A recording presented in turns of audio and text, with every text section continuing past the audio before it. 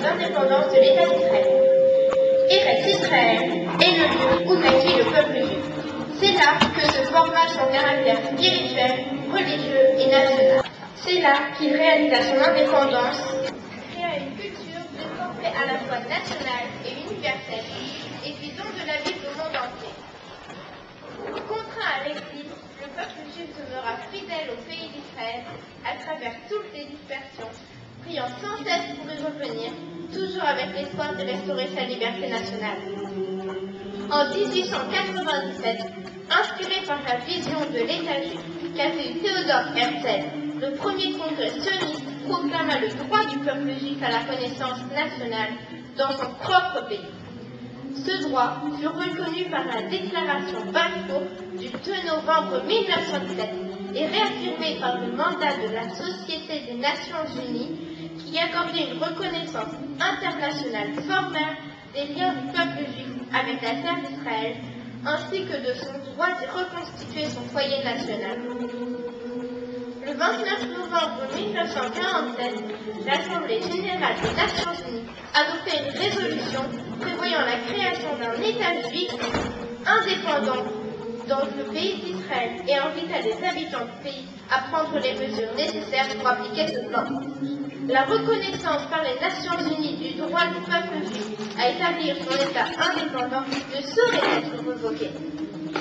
C'est, de plus, le droit naturel du peuple juif d'être une nation comme les autres nations et de devenir maître de son destin dans son propre destin.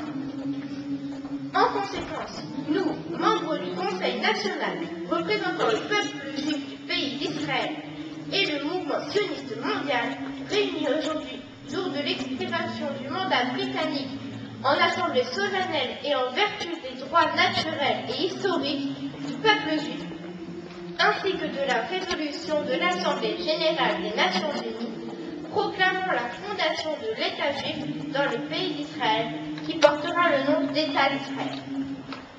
L'État d'Israël sera ouvert à l'immigration des Juifs de tous les pays où ils sont dispersés.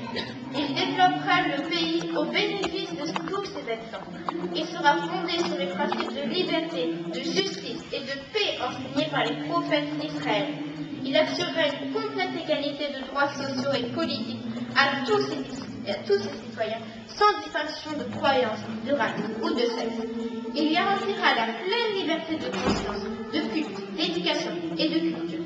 Il assurera la sauvegarde et l'inviolabilité des lieux saints et des sanctuaires de toutes les religions et respectera les principes de la Charte des Nations Unies.